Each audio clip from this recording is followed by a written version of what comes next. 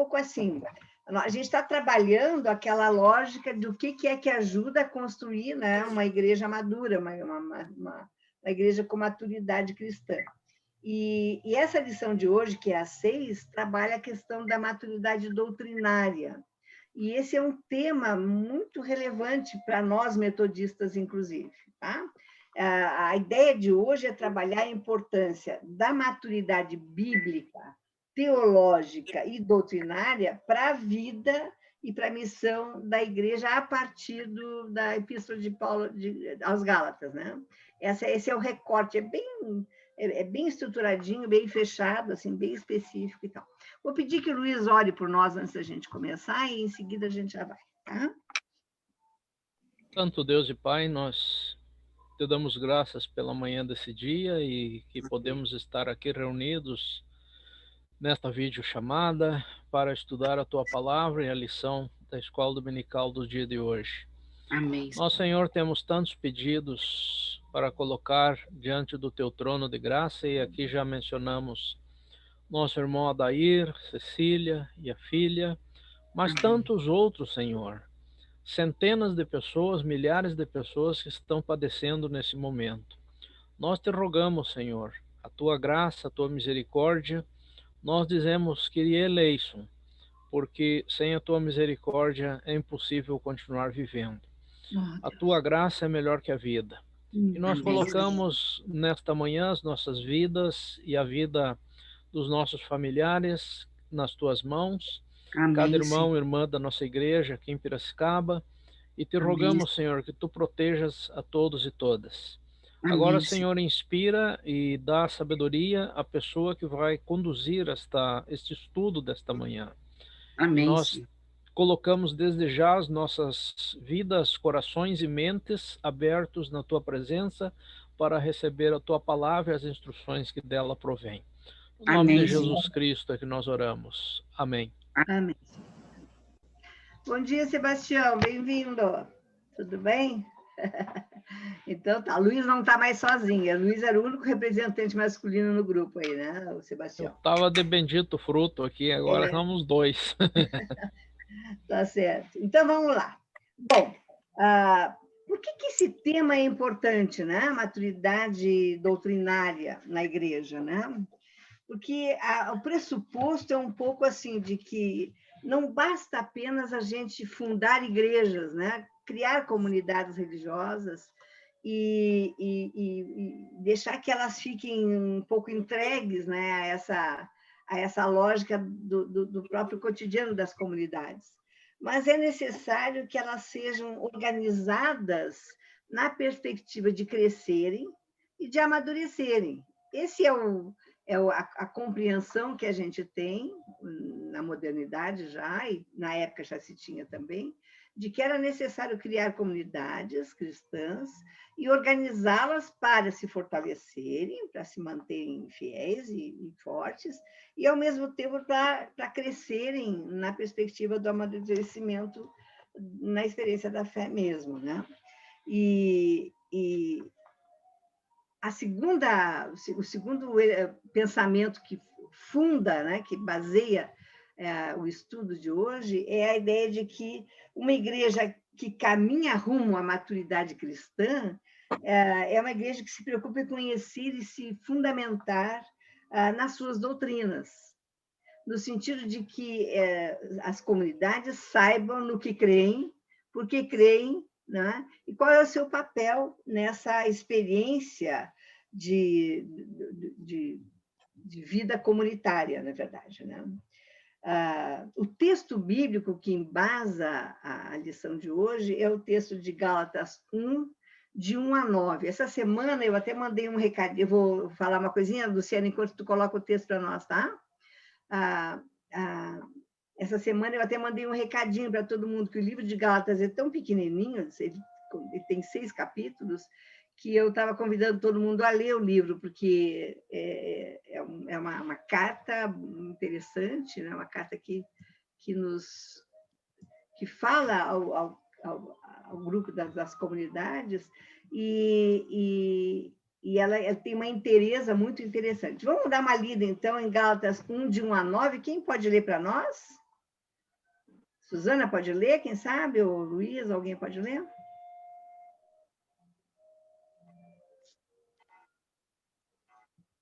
Posso ler. Então Posso vai. ler. Então vai. Então, Gálatas 1, de 1 a 9. Isso. Paulo, apóstolo, não da parte de homens, nem por intermédio de homem algum, mas por Jesus Cristo e por Deus Pai, que o ressuscitou dentre os mortos. E todos os irmãos, meus companheiros, as igrejas da Galácia, graça a vós outros e paz da parte de Deus, nosso Pai, e do nosso Senhor Jesus Cristo, o qual se entregou a si mesmo pelos nossos pecados, para nos desarraigar deste mundo perverso, segundo a vontade de nosso Deus e Pai, a quem seja a honra, a quem seja a glória pelos séculos dos séculos. Amém. Admira-me que estejais passando tão depressa daquele que vos chamou na graça de Cristo para outro evangelho, o qual não é outro, senão que há alguns que vos perturbam e querem perverter o evangelho de Cristo. Mas, ainda que nós, ou mesmo um anjo vindo do céu, vos pregue evangelho que vá além do que vos temos pregado, seja anátema, assim como já dissemos, e agora repito, se alguém vos prega evangelho que vá além daquele que recebestes, seja anátema. Tá bom, obrigada, Su. Então tá. Então, na verdade, a carta se inicia com o Paulo assim já se posicionando, né? Ó, doutrinariamente é isso, é Jesus, é a salvação, é fé e tal. E quem fizer uma conversa diferente dessa, que seja considerada anátema. Vamos só falar isso assim no sentido de poder organizar a nossa, o que nos interessa aqui nessa compreensão do texto de Gálatas. E Paulo entra assim mesmo batendo forte, né? Não vou dizer batendo pesado, mas batendo forte e criando mesmo seu espaço de orientador, né, das coisas que lhe competiam orientar mesmo, né? E essa pregação de Paulo, ela é uma pregação que ela não se esgota na pequena igreja dos Gálatas, mas é da região da Galácia, né? Que é uma região grande e que abrange diversas igrejas. Porque, claro, hoje a gente consegue compreender o quanto que, para as pessoas da época, né, era difícil mesmo se manter fiéis a uma nova proposta de visão de mundo e tal, quando não tinha esse constante, vamos dizer assim, alimentação, né, com as lideranças. Então, assim, as igrejas meio que se perdiam na história, né? Claro. Mas Paulo é duro, Paulo é um militar, não vamos esquecer nunca disso, né? Então, ele é exigente e tal, e foi um militar, quer dizer. E então, ele fala para todas as igrejas daquela região, e ele fala quase que no sentido da exortação mesmo, da admoestação, né? Vamos dar uma olhadinha nos mapas, só para a gente ilustrar um pouquinho esse momento aqui, e a gente sentir para quem que é que Paulo está falando mesmo, né? Eu selecionei 2 mapinhas, um da... não vai ficar muito claro, não. Dá para aumentar? Um pouquinho mais, se a gente puder? Ou não? Esse é o máximo. É o máximo, né, Lu? Bom, região da Galácia está aqui, né, gente? Ó, tá lá. Isso dá para ler, né? Dá para enxergar, né? Tudo bem? Ó, então, a região da Galácia está aqui. Para baixo a gente tem só para a gente se situar simplesmente, para baixo aqui, ó, a gente tem a África, todo o continente africano, e toda essa região aqui, né, é a Europa. E para cá nós vamos ter a Ásia. Então, esse é o entroncamento aqui, mar Mediterrâneo, aqui, ó, onde a gente vê o Chipre, que é a letrinha maior, mais fácil para a gente achar. A gente aqui tem o mar Mediterrâneo, e aqui nós temos toda a segunda viagem de Paulo, né? Paulo fez 3 grandes viagens, depois a 4ª viagem dele é para Roma, mas as 3 é que são as consideradas viagens missionárias. Essa é a segunda viagem. E ele escreve essa carta aos Gálatas, mas, na verdade, pensando em todas as igrejas dessa região. O outro mapinha é mais atual, né? É só para a gente se situar aqui. Ó. Vamos ver se a gente consegue aqui, para um pouquinho. Deixa eu me achar aqui. Teria que subir um pouquinho. Ele tem que vir um pouquinho mais para cá. Aqui, ó. Vamos ver se a gente acha. Que aqui nós estamos, ó. Aqui está a África, né? Argélia, Líbia, Egito e tal. Ó, aqui no meio é que a gente vai encontrar a Itália. A região que nós estamos discutindo é esta aqui. Está dando para ver? A gente tem a Grécia aqui, a gente tem a Turquia aqui, que é onde Paulo vai andar, Chipre, Turquia, né? Grécia. Esta é a região, assim, nós nem precisamos ter essa precisão absoluta, mas é só para a gente se dar conta que na estrutura geográfica do mundo, aqui nós temos o entroncamento de 3 grandes continentes, né? Europa aqui, ó, África para cá, né? E a Ásia para cá. E é nesse espaço aqui que Paulo vai atuar, certo?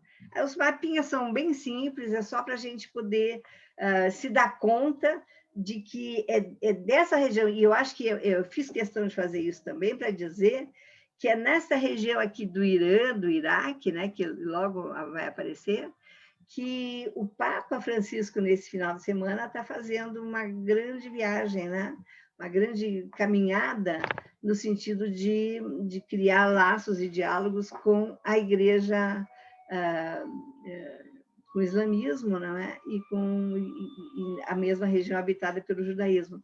Porque a gente tem que se dar conta que as três religiões, né, monoteístas do mundo, elas nascem nesse contexto, que é o judaísmo, que é o cristianismo e é o islamismo, nessa ordem cronológica. Então, essa região ela acaba sendo extremamente importante no aspecto geográfico para nós e até para a gente entender algumas das questões que vão acontecer.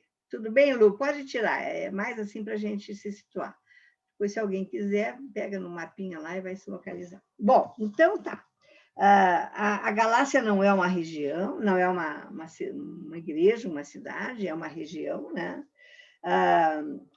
E essas comunidades todas que estão ali criadas, tem Colossos, e aí vai dar a carta aos Colossenses, tem Éfeso, que vai dar a carta aos Efésios, e assim por diante. Essas regiões, elas vão abrigar um grupo de pessoas que Paulo vai chamar de cristãos judaizantes, ou os falsos irmãos, que são aqueles cristãos convertidos que vão continuar a pregar sobre a importância da lei, da supremacia da lei de Moisés, né? No sentido de que há necessidade de uma fidelidade ao judaísmo anterior.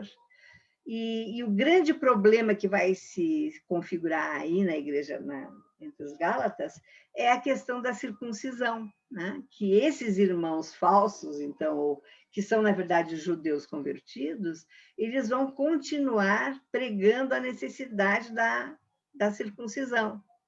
E Paulo vai dizer, não, a lei está superada, nós temos agora que nos sentir, então, salvos, né, pela graça de Deus e pela adesão a Jesus Cristo. O tempo da lei já passou, já cumpriu o seu papel, agora isso não é mais importante.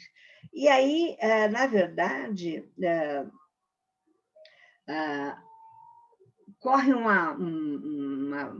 eu chamaria de uma boataria, uma compreensão de que Paulo não tem legitimidade para pregar, porque ele não teria sido um dos apóstolos. Paulo vai aparecer logo na sequência de Jesus, então ele não teria legitimidade para pregar sobre essas coisas.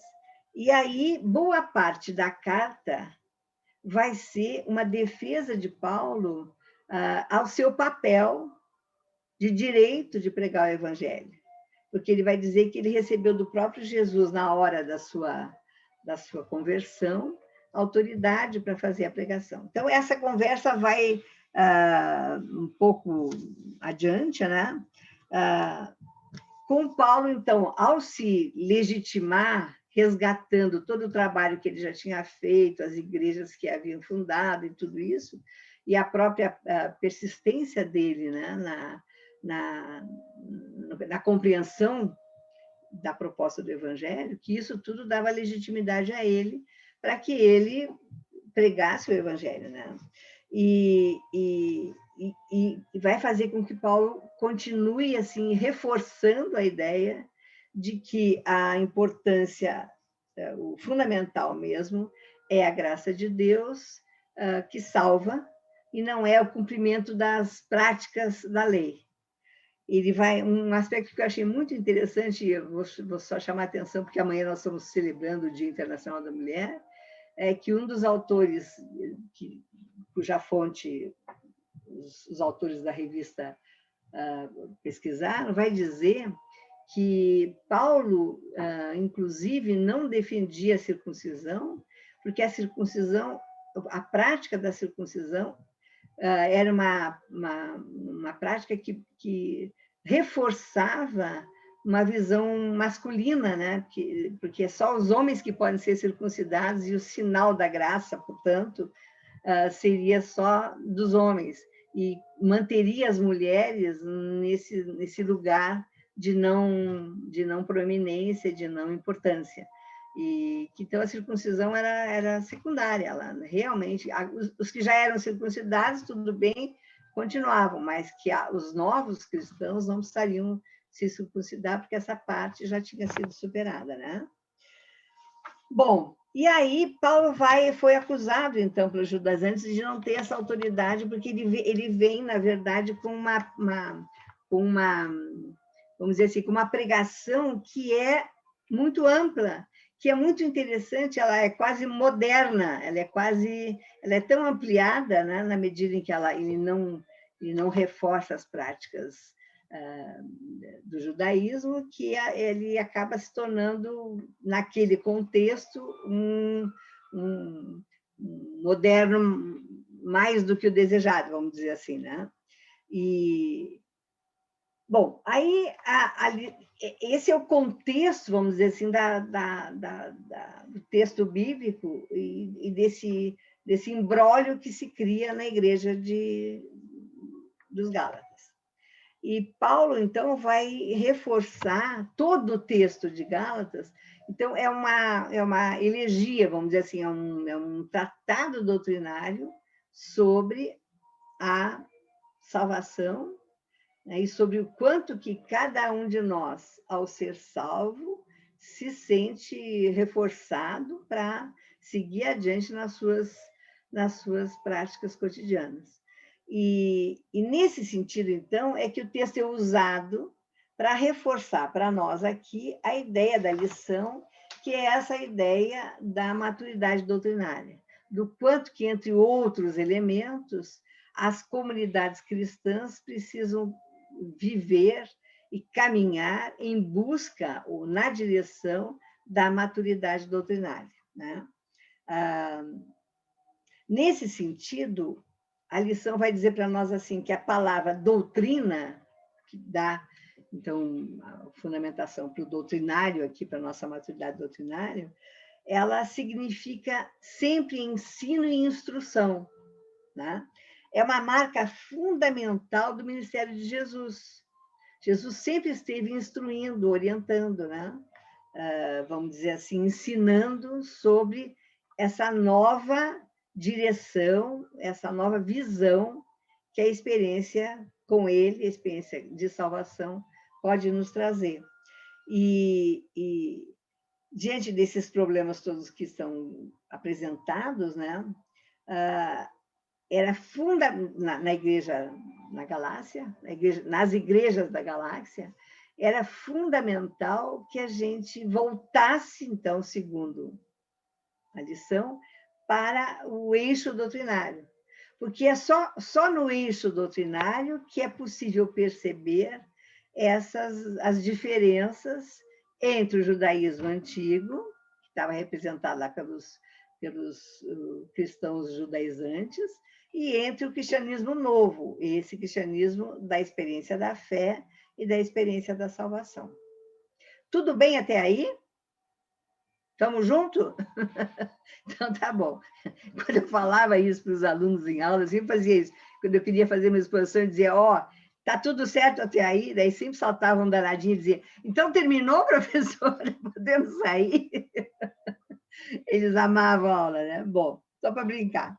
Então, agora, eu queria parar nesse momento aqui, para a gente poder dizer assim, ó, para a gente poder refletir um pouquinho sobre essa questão doutrinária. E aí, a pergunta que surge, né?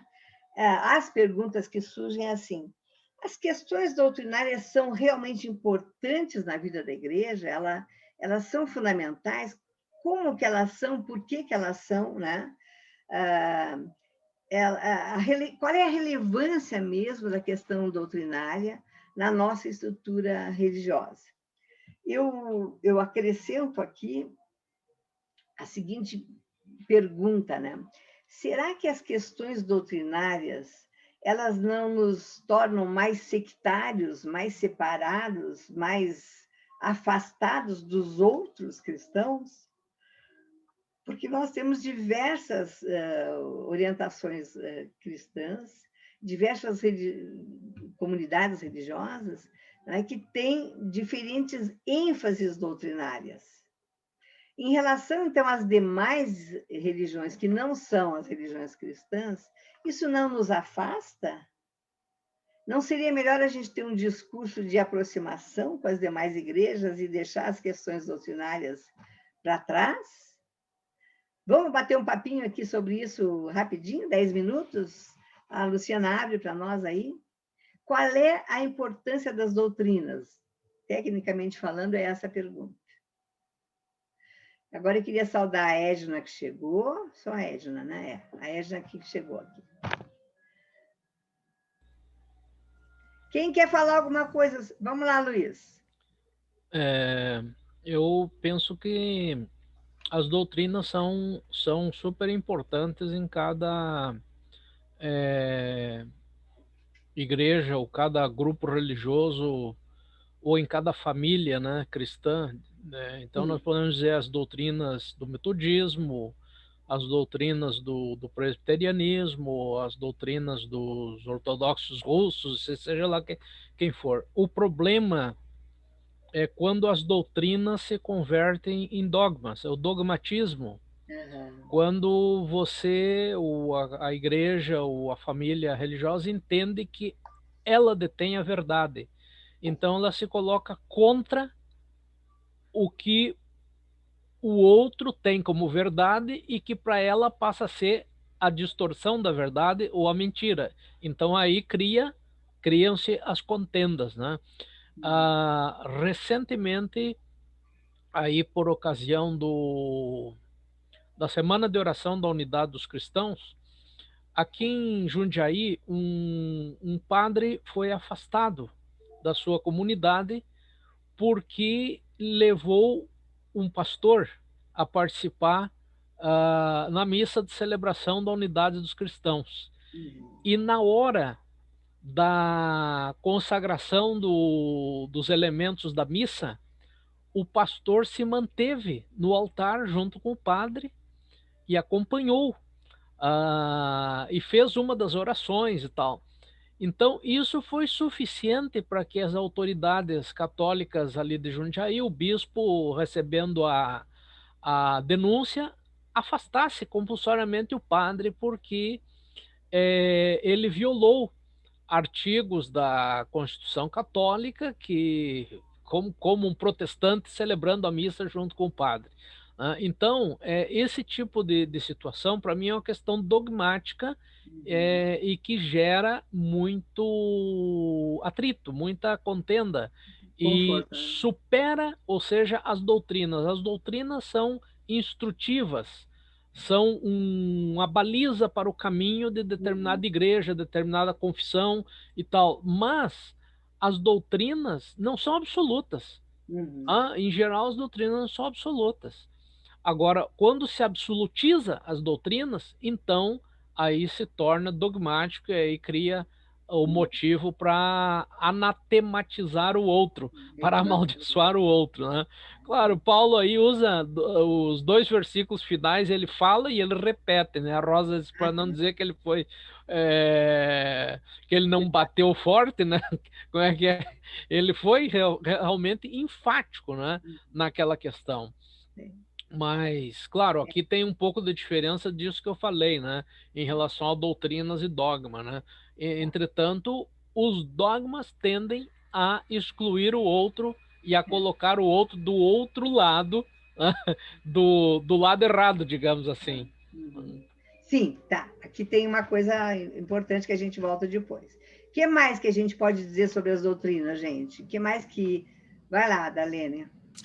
Eu estava me lembrando que em 2006, quando foi 2006, no concílio fatídico lá, onde a Igreja Metodista saiu dos órgãos ecumênicos, Para a cruz. Aracruz,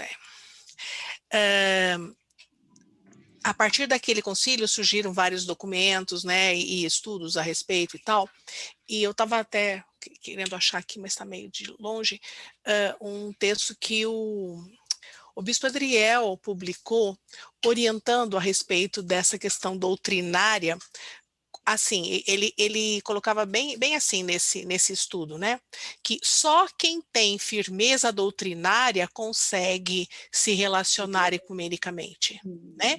Quem não ou seja, então, fazendo a frase ao contrário, quem não consegue se relacionar ecumenicamente é porque não tem firmeza doutrinária. Claro que nesse estudo específico que é da Igreja Metodista, ele vai então trazer as doutrinas metodistas que são justamente elementos que nos abrem para o diálogo, né? À medida que estabelece quais são as nossas bases doutrinárias, ela nos abre com tranquilidade para o diálogo ecumênico, né? Outras, a gente sabe que as doutrinas nem sempre abrem tanto. Eu acho que também tem esse aspecto, né? No caso aí que o Luiz acabou de citar da Igreja Católica, né? Mas eu acho que essa é uma questão importante, né? E eu tô aqui com esse livrinho porque eu tenho trabalhado essas ideias um pouquinho com as crianças aqui da família, né? Da casa, das duas casas, né? E acho que é uma figura muito forte aí para a gente quando a gente pensa em doutrina, né? Qual é o fundamento sobre o qual a gente constrói a nossa casa? E a gente sabe que o fundamento mais seguro para uma casa é aquele que tem uma certa flexibilidade, além de tudo. Tá. Né? Não aquele que é tão firme assim, porque esse tão firme assim, tão estático, né? Não é questão de firmeza, né? É de tão estático que ele não consegue, então, também absorver os impactos eventuais aí, né? E quando quebra, quebra, né? É Deixa eu fazer um parênteses aqui. A Darlene lembrou o concílio de Aracruz e disse esse fatídico concílio de Aracruz, né? Porque foi quando a Igreja Metodista saiu do CONIC e de qualquer outra entidade ecumênica que tenha a presença da Igreja Católica. Mas não foi só por isso que ele foi fatídico. Teve uma outra decisão fatídica que a gente só se deu conta da nocividade dela muito tempo depois, que foi a criação da Rede Metodista de Educação. Fecha parênteses, não tem discussão. Aqui não dá para entrar, tá bom. Legal. O que mais, gente, sobre doutrina? Nós estamos ouvindo coisas interessantes. O que mais que a gente tem? O que mais que a gente quer falar? Será que as doutrinas são fundamentais? Eu entro numa igreja, gosto da comunidade, acho tão legal, especialmente se reúnem, eles são tão simpáticos, tão bonzinhos e tal. Eu gosto de estar ali, me sinto bem, a minha espiritualidade fica tão aconchegada. Não interessa as doutrinas. A gente não tem gente que diz isso, que faz isso? A gente não conhece gente assim? Na nossa igreja, na nossa classe, não preciso nem dizer igreja geral, na classe, quantas pessoas passaram e não ficaram? Fui convidada pelo fulano, é tão gostoso aqui, legal e tal, mas assim, depois eu não vou ficar. Quer dizer, qual é o papel da doutrina na nossa opção por uma comunidade religiosa?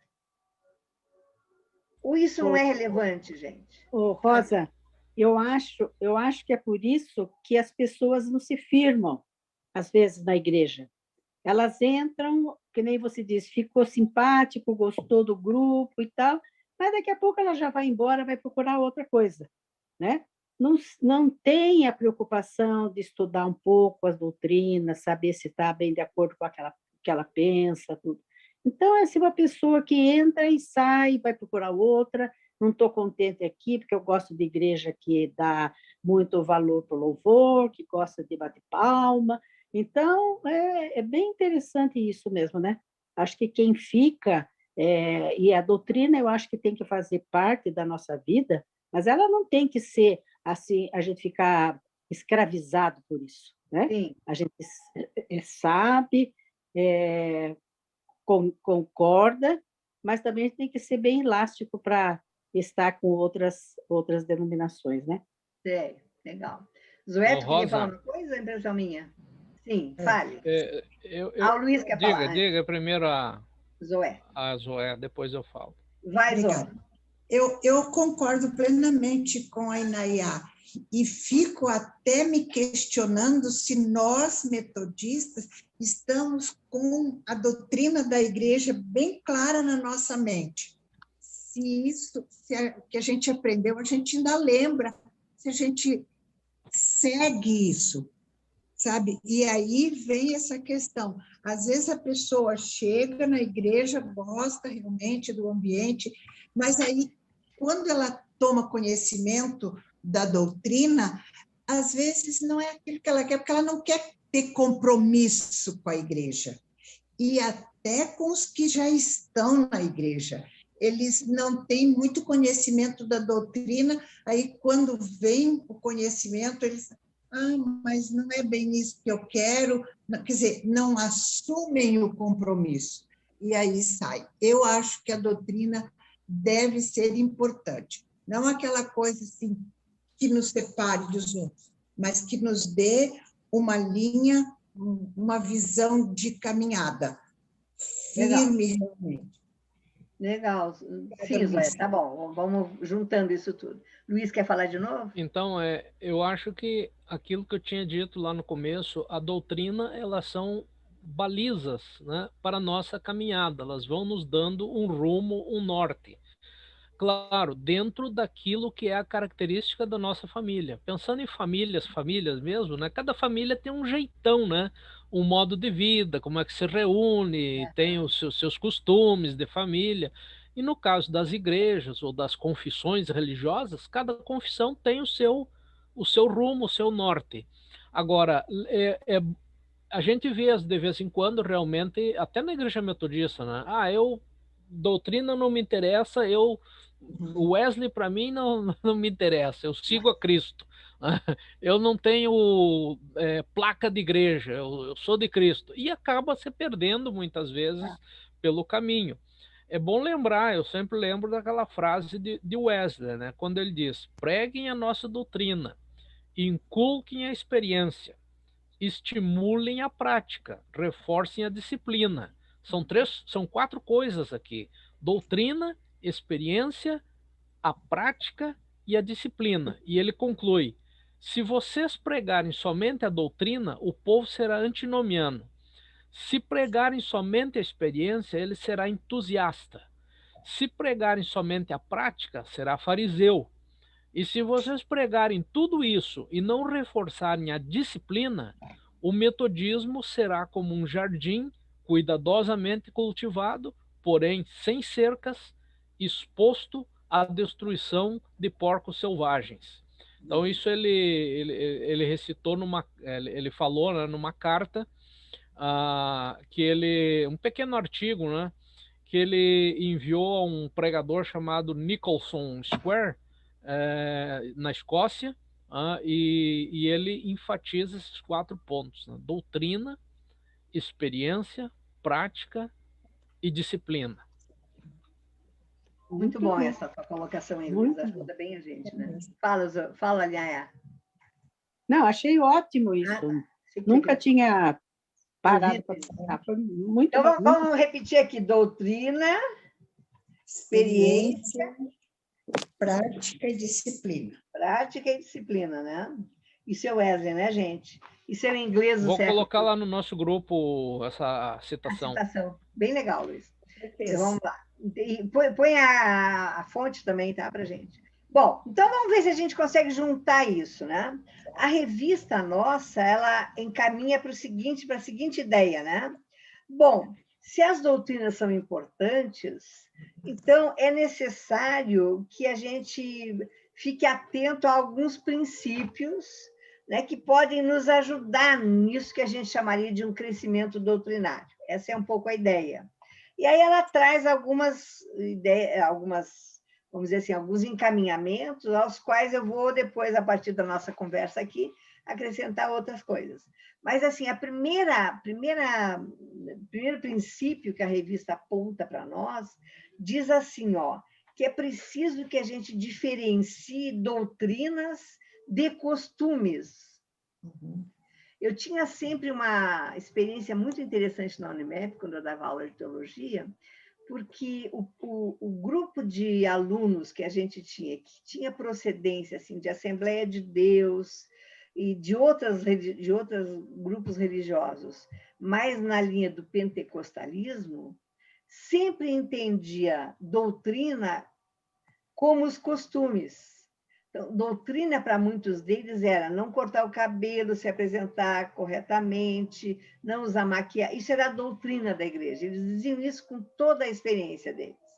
E eles não conseguiam dar um salto para entender, a grande maioria, né? Claro, não estou dizendo que todos os assembleianos pensem assim, não, mas aquilo que me chegava em sala de aula era assim, uma coisa meio do tipo, não consigo entender que a doutrina é o ensinamento bíblico, né, que apresenta uma linha de ação, de prática na vida da gente, que é superior às coisas banais do cotidiano, como cortar cabelo, como usar roupa comprida ou não comprida.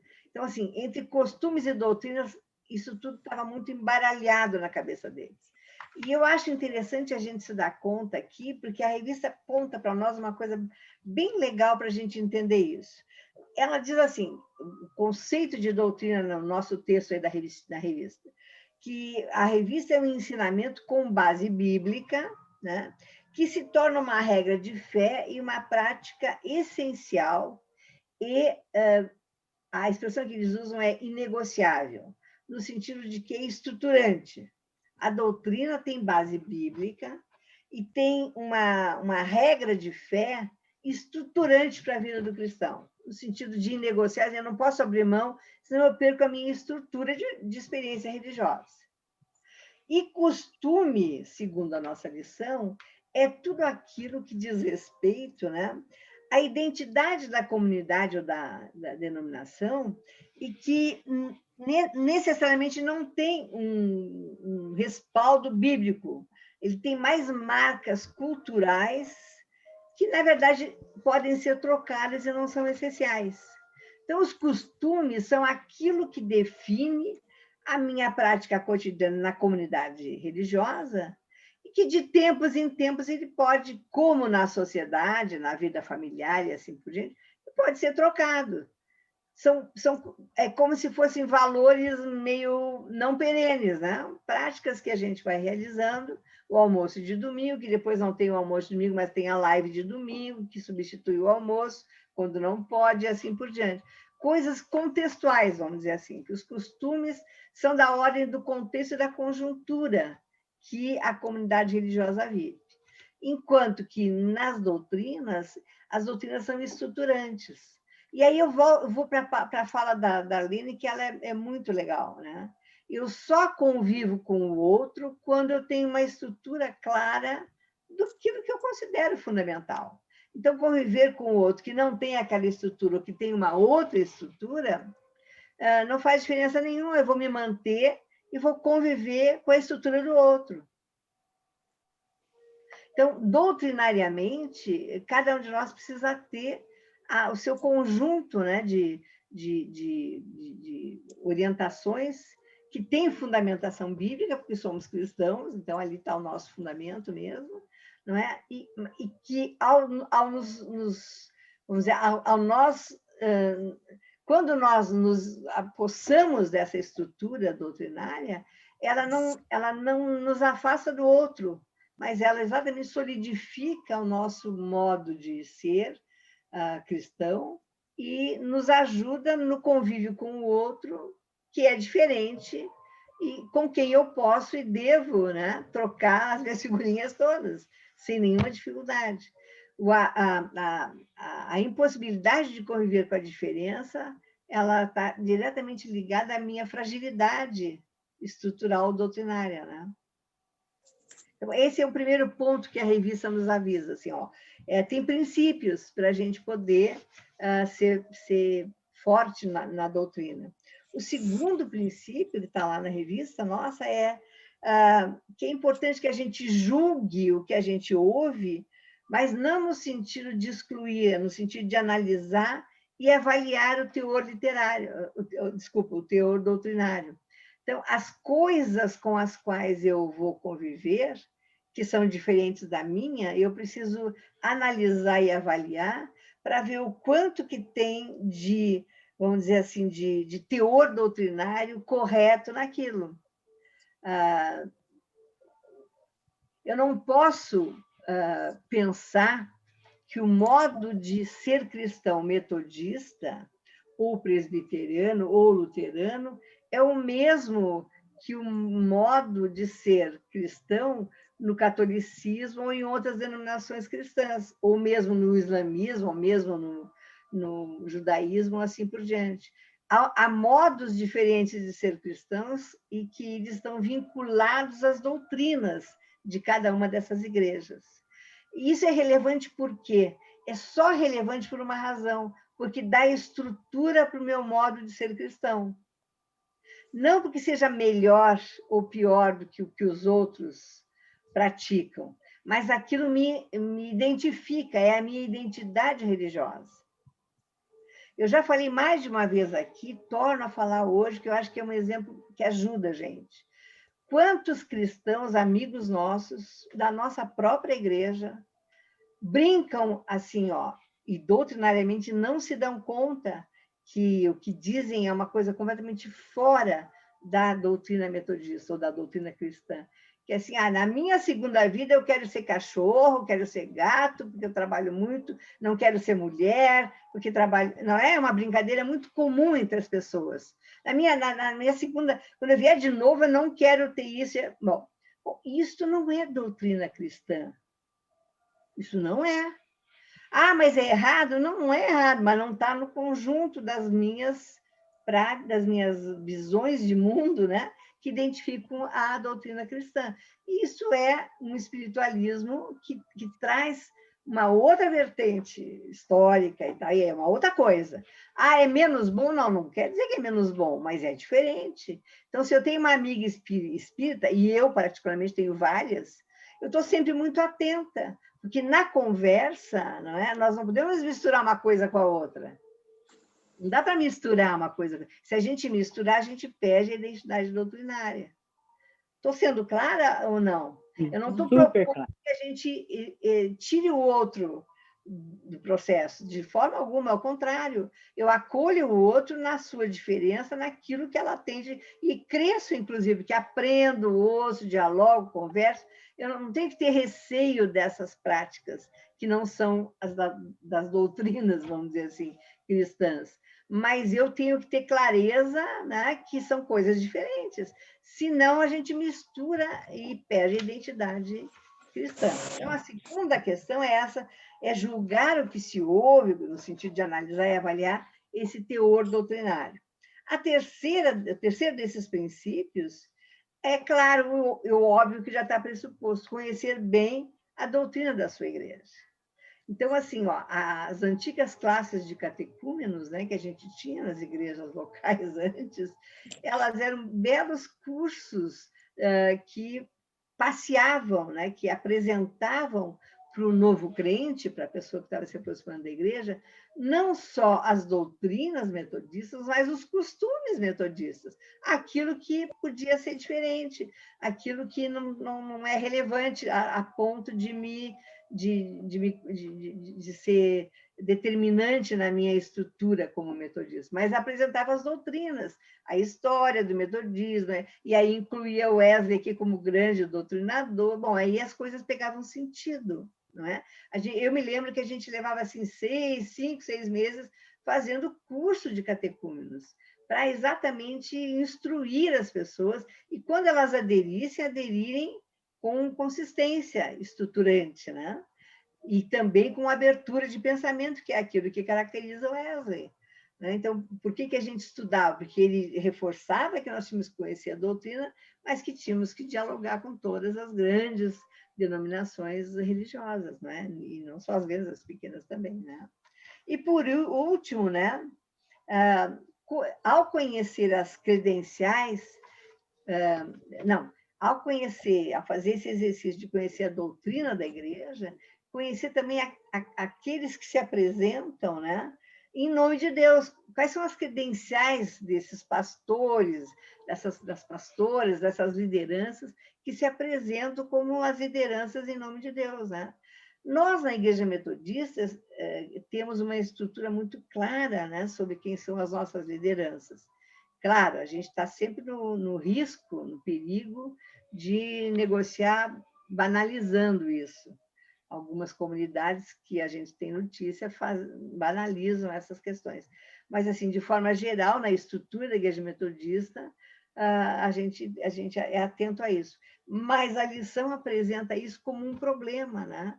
Um problema de quem é o fulano de tal que se apresenta como alguém que fala em nome de Deus e que pode necessariamente não ter a clareza doutrinária necessária para a gente se manter nesse lugar de quem tem uma identidade séria, boa e consistente e que, ao mesmo tempo, quer dialogar, quer conversar, quer incluir, quer estar no diálogo com aqueles outros que têm outras práticas religiosas. Né?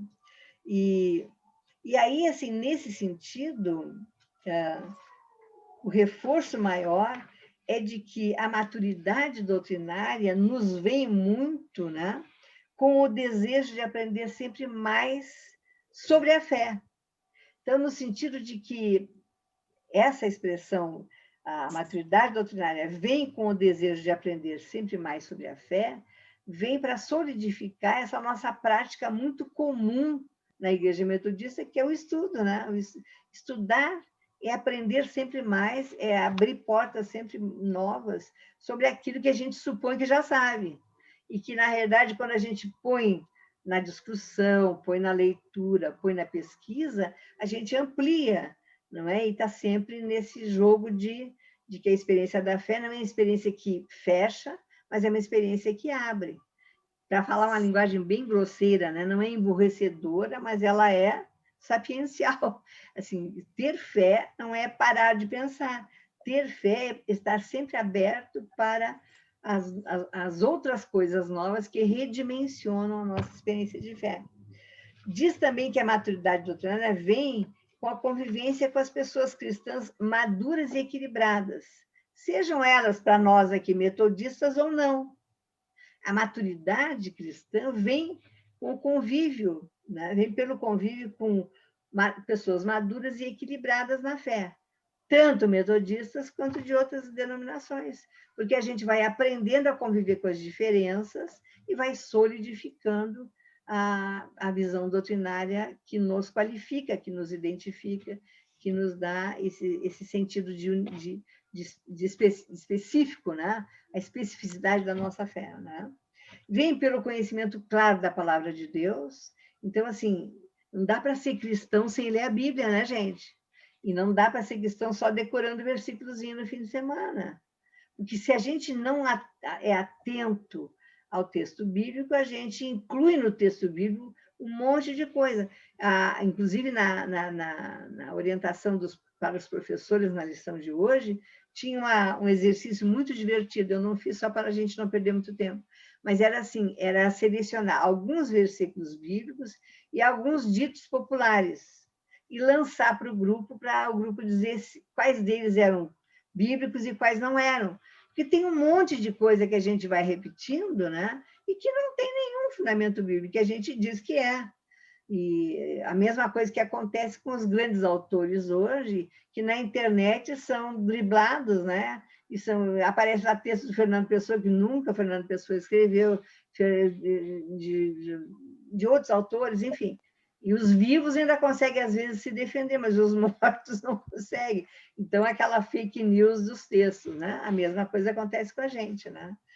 Bom, enfim, a maturidade doutrinária vem também pelo cuidado com o que se canta e se prega na comunidade. Achei muito interessante, porque há práticas na comunidade, o cântico, né? Os nossos famosos corinhos de antigamente, né? E hoje, que são as músicas que a gente canta na igreja hoje, muitas delas não têm nada a ver com a nossa doutrina metodista. São belos cânticos, bonitos e tal, a gente se encanta.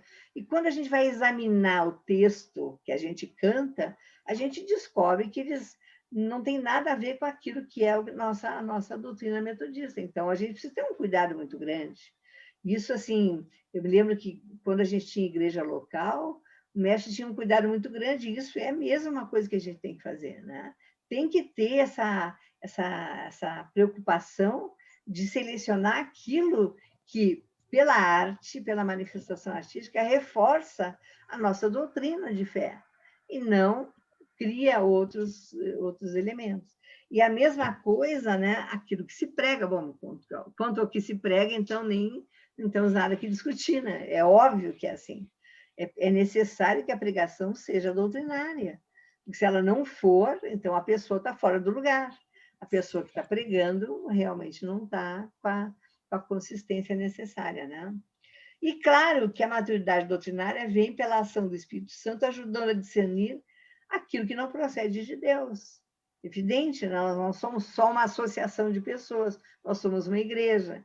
Então, a ação do Espírito Santo está sobre tudo isso, orientando. Então, se a gente não tiver na experiência da fé a experiência do convívio, né, com a ação direta de Deus, a gente também fica penalizado nas nossas decisões. Agora, aquilo que o Luiz trouxe para nós, né, que é uma orientação de Wesley sobre a doutrina, sobre a experiência, sobre a prática e sobre a disciplina, é fundamental.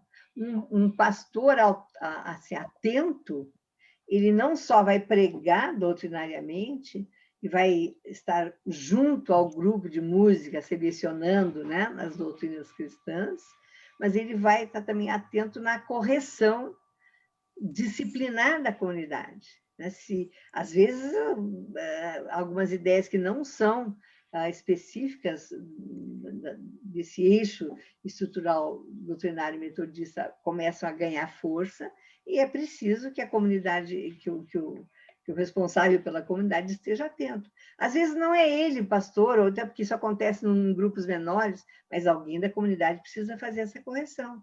A disciplina é exatamente isso, é a gente se dar conta de que há um nível de responsabilidade de cada um de nós, quando pertence a uma comunidade religiosa, que é efetivamente não reproduzir aquilo que não é próprio dessa comunidade. Eu lembro que quando eu era jovenzinha e estudava na escola pública, a gente tinha uniforme para andar.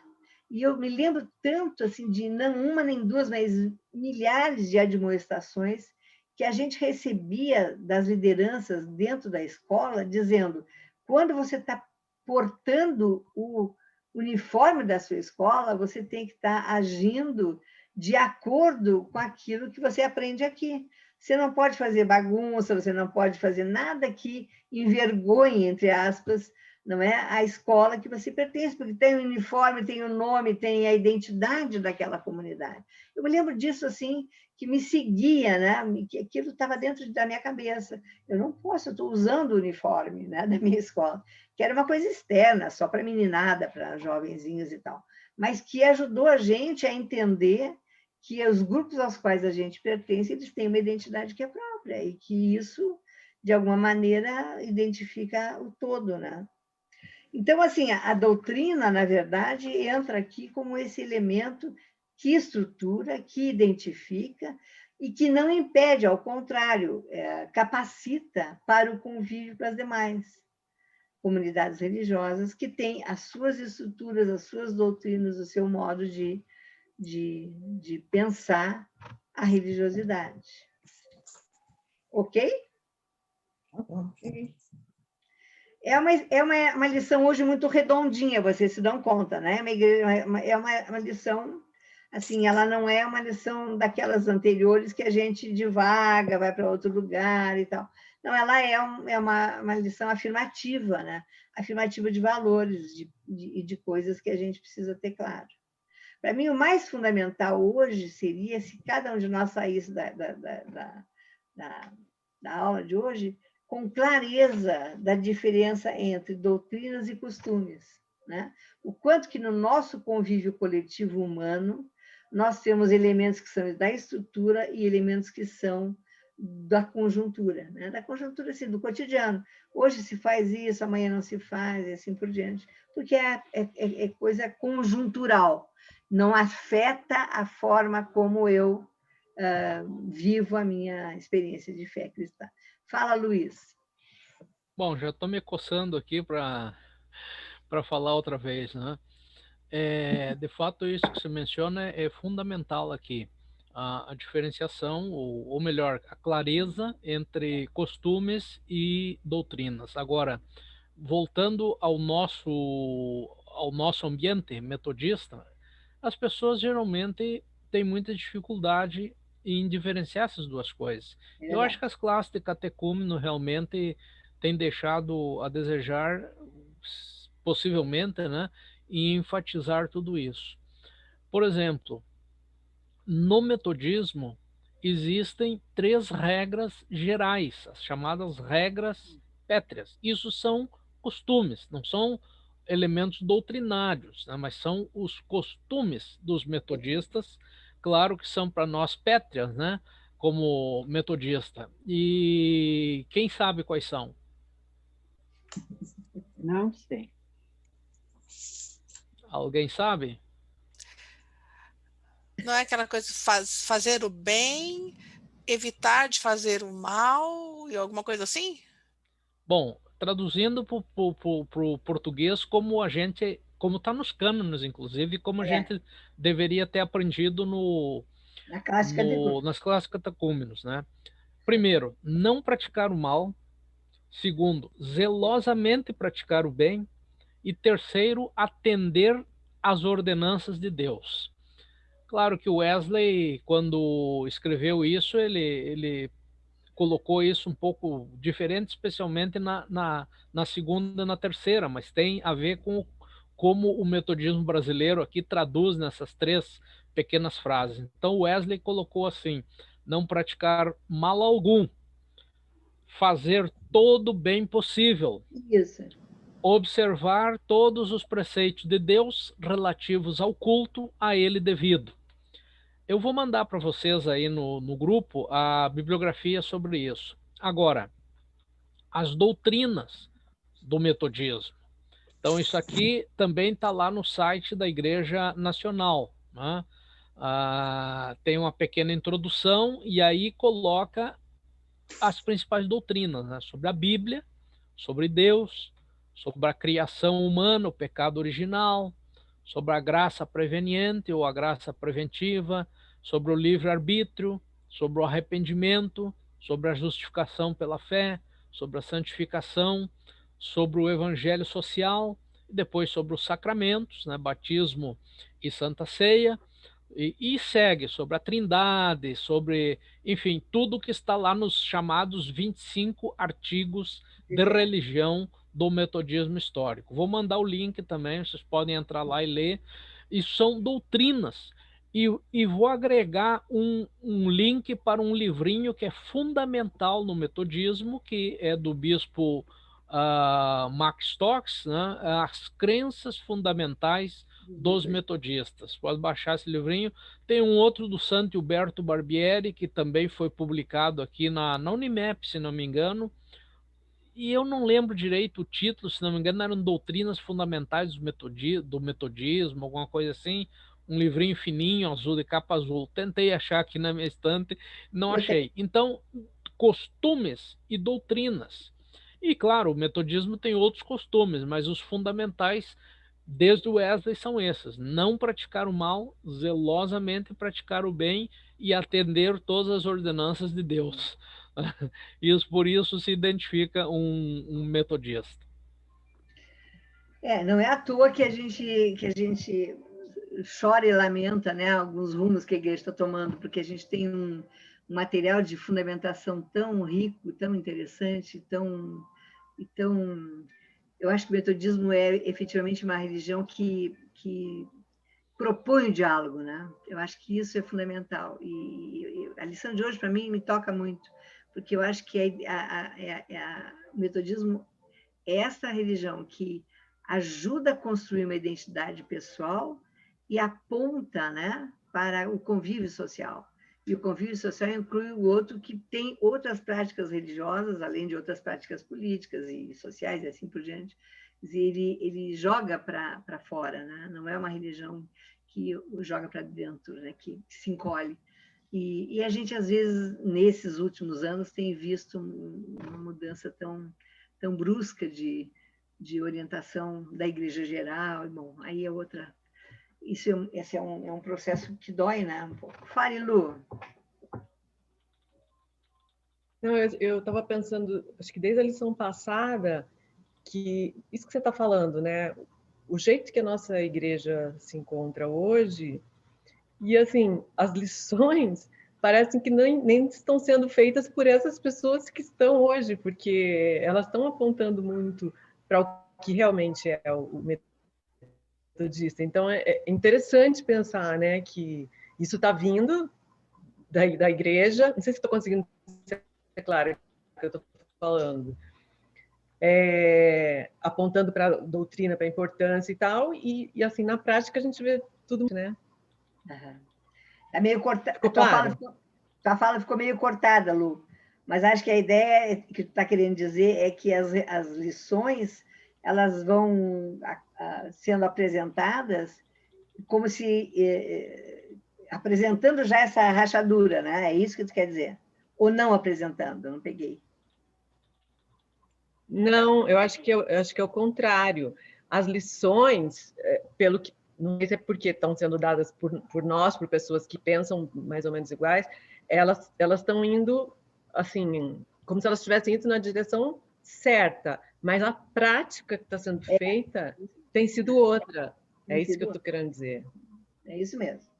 Isso a gente sente, né? Só um pouquinho, Dalene. Então, isso a gente sente, e isso cria uma dicotomia que é doentia, né? Quase doentia. É como se a gente aqui tivesse discutindo uma igreja que não é esta, é outra, né? Então, isso é muito maluco. No fundo, nós somos meio doidos de manter essa compreensão, porque ela nos parece ser a mais correta e a mais interessante, né? Fale, Dalene. Eu acho que isso só evidencia uma coisa que já faz tempo que a gente tem observado, né? Ao mesmo tempo em que as pessoas que deveriam estar, que seriam os guardiões da doutrina, patinam, e aqui eu estou me referindo ao colégio episcopal, a gente vê a área de educação cristã, a escola dominical no nível nacional, defendendo, né? A permanência, o estudo da doutrina, a necessidade de você se manter, né, fiel a esses princípios fundamentais do metodismo e que deveriam estar orientando a organização da igreja e tudo mais, né? Hoje, qualquer coisa que tenha saído de produtivo realmente na igreja metodista tem vindo da área de educação, da área de escola dominical. Né? Sugestões de liturgia para qualquer tema, não é? O pessoal da escola dominical que tem preparado, as nossas revistas têm se mantido assim e tudo isso. Então, por isso também aqui a gente tem que sempre ver, de manter, de sustentar esse pessoal, de, né, insistir. A outra coisa só que eu queria dizer é que, assim, belíssimo exemplo de como a música tem que estar vinculado a isso é, por exemplo, o culto de hoje, né, da nossa igreja. Gente, a escolha de música hoje foi perfeita do começo ao fim, né? E essa é uma coisa que a gente tem que também assim, ser muito grato, né, que na nossa igreja aqui na catedral a gente tem conseguido manter, os pastores são fiéis a isso, e a Isso. gente tem um grupo, né, que tem trabalhado nessa direção e que tem nos ajudado, tem nos alimentado. Certamente muitos de nós não estaríamos ainda aqui se não fosse isso, né? É isso mesmo. É isso Exatamente. mesmo. A gente é privilegiado na comunidade porque a gente tem um grupo que caminha junto, né? Isso é muito legal. Mas a gente entende como outras comunidades devem estar mais soltas, mais dispersas, no sentido de não ter um estudo que configure, que reforce, né? É isso. Vamos lá. O que mais que nós temos que falar? Alguém mais quer dizer alguma coisa? Sebastião, Suzana, Edna?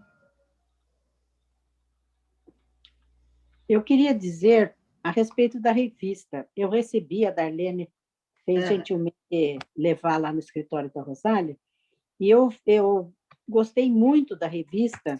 Foi e, a por Zoé que exemplo, levou.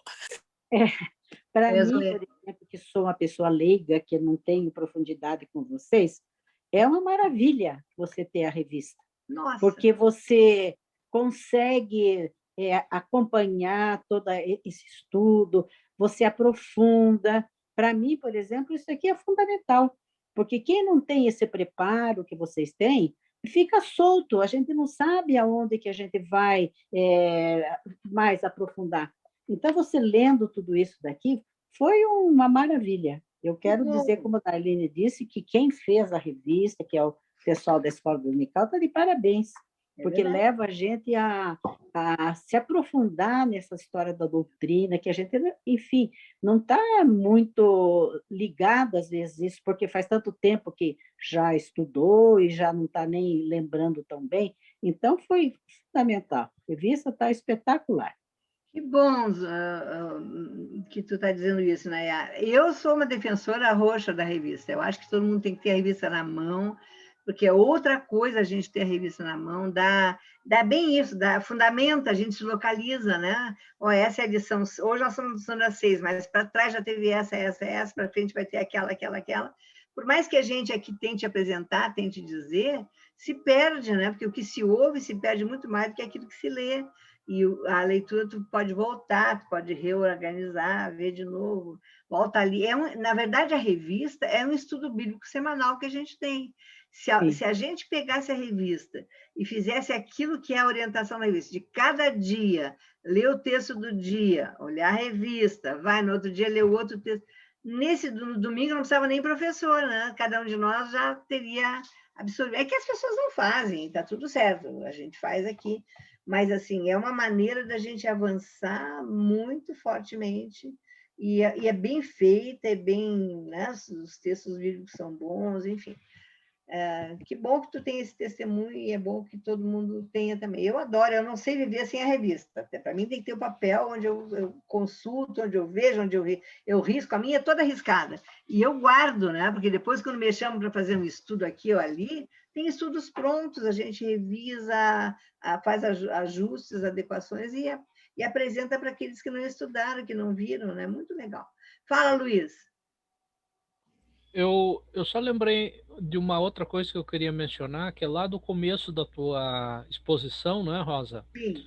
A carta aos Gálatas realmente é uma defesa do apóstolo Paulo em relação ao seu apostolado, né? Porque, como Isso. a Rosa mencionou, né, foi levantado naquelas comunidades que Paulo não tinha autoridade apostólica porque não andou com Cristo, com Cristo não andou com Jesus, né, enquanto Jesus andava na terra, não foi do círculo dos 12 e tal, então quem era ele? Ele não era apóstolo. Mas aí Paulo, então, defende o seu apostolado, dizendo que ele se encontrou com o Cristo ressurreto na sua experiência no caminho de Damasco, e ele esteve face a face, Cristo apareceu para ele, enfim, e que ele foi instituído apóstolo pelo próprio Cristo. Isso é muito importante. Ele foi instituído apóstolo pelo Jesus ressurreto, por Cristo. Isso me fez lembrar também, aqui é um parênteses histórico que eu abro, né, do mito fundador de Portugal, né? Não sei quantos de vocês conhecem, mas o Dom Afonso Henriques, né, que é, digamos, o fundador de Portugal, era um templário, né, era da Ordem dos Templários. E antes da Batalha de Ourique, em 1139, quando eles definitivamente vencem os mouros, né, os árabes que estavam na Península Ibérica, naquela região, mais no sul de Portugal, no Tejo, onde fica Ourique, ele teve uma visão de Cristo. E Cristo, então, prometia para ele que ele ia vencer a batalha, seria vitorioso e tal, e aquele sinal ele devia levar, que é o sinal da cruz no escudo dos templários, né? A repercussão concreta disso é que a Ordem dos Templários portugueses não se submetia ao Papa, era independente da Igreja Católica, era uma ordem independente, que não era submissa ao Papa. Inclusive Dom Henrique, depois, que foi o primeiro rei de Portugal, ele praticamente excomungou o Papa, né? Porque ele não se submetia ao Papa? Porque ele tinha uma visão direta do próprio Cristo, do próprio Jesus, que era muito mais importante que o Papa, né? Então esse é o mito fundador de Portugal. Eu faço uma certa associação com Paulo, né? Quando Paulo diz, mas eu não andei com Jesus, né? O Jesus homem. Aliás, Paulo possivelmente tenha se deparado com Jesus, enfim, mas ele não foi um seguidor, ele era contemporâneo e tudo mais, perseguidor dos primeiros cristãos e tudo mais, né? Mas ele não foi do círculo dos 12. Entretanto, né, eu já ia dizer sin embargo, né, entretanto, o Paulo tem a autoridade apostólica derivada do próprio Cristo, do Jesus ressurreto. É isso que ele defende lá na carta aos Gálatas. E é legal, assim, para quem não leu a carta, eu sugiro. Hoje de manhã eu resolvi reler antes da aula, eu não assisti o culto porque eu estava fazendo isso. Eu resolvi reler. Eu gastei 25 minutos para reler, de tão pequenininha que é a carta, é uma cartinha que é de ler assim na hora. E vale a pena porque o que ele faz, o Paulo, continuando nessa lógica do Luiz? Ele se defende usando os argumentos da doutrina, né? Então, ele trabalha a sua defesa exatamente reforçando, e ali nós temos assim versículos lindos que aparecem de novo na liturgia, por exemplo, da comunhão e tal, vocês vão reconhecer os textos. E ele faz isso exatamente, ao invés de puxar para ele, dizer eu sou bom, eu mereço, tal, enfim, não. É porque eu entendi que é assim, salvação é isso, a graça de Deus, justificação pela fé. Então, ele é muito bonita. Então, vale a pena dar uma lidinha, uma horinha de sossego de vocês aí do estudo bíblico, de reler a Carta de Gálatas, tá? Na semana que vem, então, a gente continua, né? Nós vamos ter o Barbosinha semana que vem. Ele não está com muita disponibilidade esse ano, o Barbosinha, mas topou de fazer agora, nesse domingo, a lição com a gente, nesse próximo domingo, a lição conosco. E nós vamos estudar no domingo que vem a carta, a 1 Coríntios, né? Aguardando maturidade e tradição, tá certo? Então, acho que a gente já pode ir encerrando, né, gente? 11h30 quase, as pessoas vão saindo e a gente vai ficando aqui. Mas vamos ter... falar, Rosa. Oi? Quem? Não ouvi. Sebastião pediu para falar. Desculpa, Sebastião, não ouvi, querido. Fale, por favor. Só falar que foi boa a lição. E a colocação sobre doutrina, que eu acho que grande questão é que às vezes a gente pode até pensar que doutrina não é importante, mas para a conduta da igreja, a gente pode ver em todas as cartas que Paulo escreveu, tem essa preocupação com questão da doutrina. Porque uma igreja que não tem doutrina bem clara, eu acho que é uma igreja que vai estar sempre perdido, porque ele não vai conseguir saber diferenciar, como você mesmo falou, o que é costume e o que é a doutrina. E também acho que a igreja, de vez em quando, tem que dar essa ênfase para a questão doutrinária. Seja lá qualquer que for a religião ou segmento, cada um tem uma doutrina, mas você tem que dar sempre essa ênfase para o que você acredita, para que aqueles que estão chegando, eles possam ter uma visão clara do que você acredita e que eles possam te acompanhar. Claro, legal. Quase que como dizer assim, né, Sebastião? A igreja tem que estar sempre preocupada em ser doutrinadora, porque sempre está chegando gente nova e se renovando, né? E a doutrina tem que estar sempre sendo explicitada para clarear o espaço e as ideias para aqueles que estão chegando, né? Legal, bom, Sebastião. Muito bom. Rosa, a frase aquela de Wesley que eu mandei, né? Interessante que ele diz: preguem a nossa doutrina. Sim. Preguem. Então, às vezes a gente acha um sermão chato, né, sobre doutrina.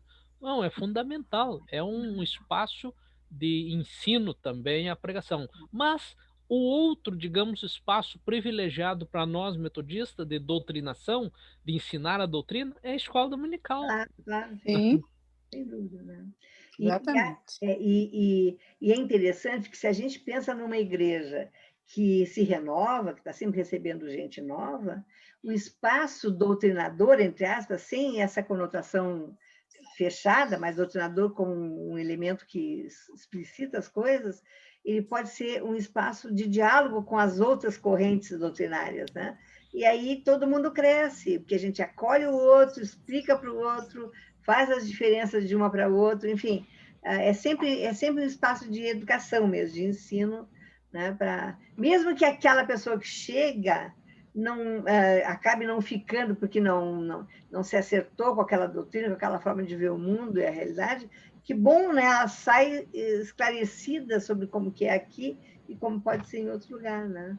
Não, eu acho que nós, metodistas, temos toda a possibilidade de fazer. Agora, é um processo trabalhoso, dá trabalho, tem que pesquisar, tem que estudar, tem que saber explicar, tem que dar aula, né? Isso é uma coisa que as pessoas têm que se dispor a se disciplinar para também fazer, né?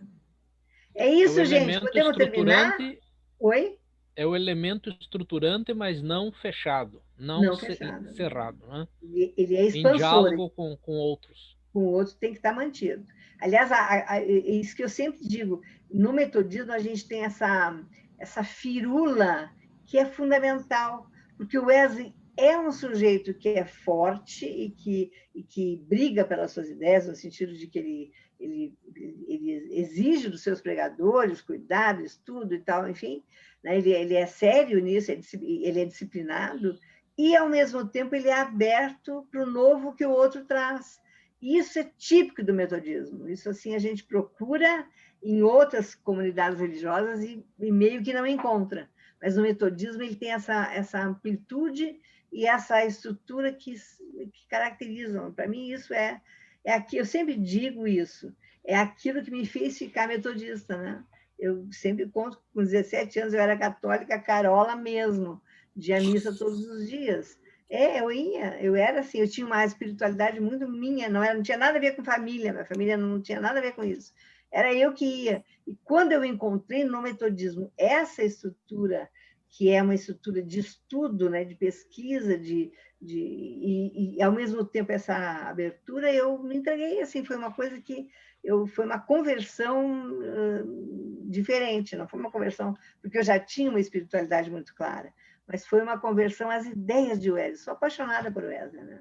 Acho que ele é uma liderança fascinante para todos nós. Não vou casar com ele agora, porque já estou velha, ele também já morreu, não dá mais, né?